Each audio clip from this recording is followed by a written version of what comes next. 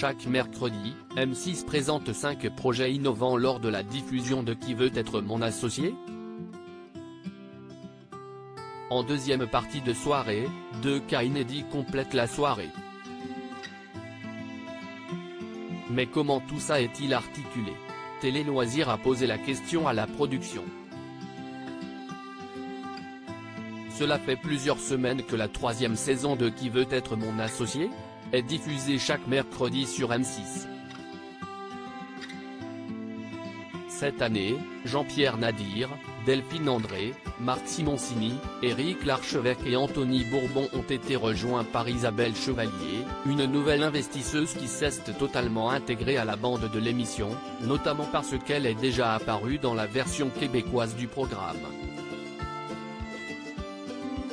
Au fil des épisodes, les Business Angels ont fait face à des cas très touchants, tels que la paille doux ou encore Khaleesi, des projets innovants comme Detective Box et Aglaé, mais aussi des idées plus originales, à l'instar de Coussin d'Aïr.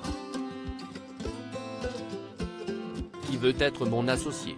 Une émission pensée comme une soirée. Tous ces pitchs ont été diffusés lors de la première partie de soirée de M6. Toutefois, dans Qui veut être mon associé ? La suite, 2 projets inédits sont présentés aux téléspectateurs. Ce fut le cas des Mains de Mamie, de Atypique, de Body Glory, de La Petite Chipeuse, dont le passage a été le théâtre d'une séquence encore jamais vue dans l'émission, de Nanaba ou encore de Boarding Glasses. Mais comment se fait-il que ces candidats-là en particulier passent à l'antenne après 23 heures ? Pour nous, si est-il une soirée. On ne se dit pas qu'un cas est plus faible qu'un autre et qu'il doit passer en deuxième partie de soirée. La majorité des téléspectateurs qui regardent le prime restent en deuxième partie de soirée, notamment parce qu'il y a les que sont-ils devenus ?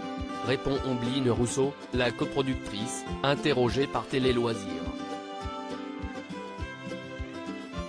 Des cas un peu plus délicats dans la suite de Qui veut être mon associé ? Lorsqu'ils composent l'émission, les producteurs préfèrent réfléchir à une soirée continue plutôt qu'à une première et une deuxième partie de soirée. Ainsi, si est-il la raison pour laquelle on retrouve à la fois des entrepreneurs qui obtiennent de l'argent de la part des investisseurs comme des candidats qui repartent les mains vides. Le coproducteur Jérémy Henriet ajoute que certaines thématiques sont plus appropriées à une heure tardive. Lorsqu'on présente des sextoys, on les met plus tard. On comprend que les familles n'ont pas forcément envie que ce soit un débat dans le canapé à 21 h, sourit-il. Les futurs entrepreneurs sont désormais prévenus. À lire aussi. Vous êtes cinglés ? Blaise Matuidi et les investisseurs de Qui veut être mon associé ? Stupéfaits devant ces entrepreneurs.